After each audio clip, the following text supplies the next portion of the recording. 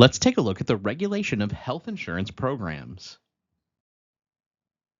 Federal and state laws regulate employer and insurer practices related to health insurance. Every state has regulations pertaining to health insurance programs. Key federal laws include the Health Maintenance Organization Act of 1973, the Employee Retirement Income Security Act of 1974, known as ERISA, and the Americans with Disabilities Act of 1990, known as the ADA, along with IRS tax regulation. The HMO Act encourages employers to offer health maintenance organizations as a benefits option, especially for companies subject to the Fair Labor Standards Act's minimum wage rules.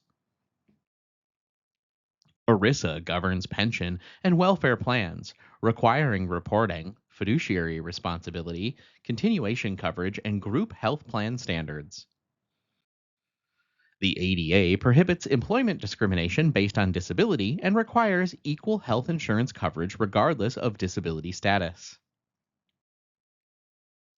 The Patient Protection and Affordable Care Act of 2010, known as the ACA, expands coverage by incentivizing employers, requiring individuals to purchase insurance, eliminating lifetime coverage limits, and defining essential benefits. The ACA's individual mandate, effective in 2014, requires individuals who can afford insurance to buy it or face penalties, aiming to prevent people from delaying coverage until they're sick. The Internal Revenue Code allows tax deductions for employer contributions to health insurance premiums, restricts preferential treatment for highly compensated employees, and distinguishes between self funded and non self funded plans.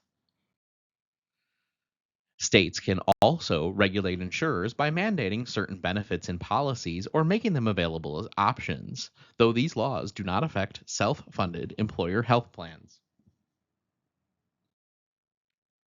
These laws shape the accessibility and fairness of employer sponsored health insurance.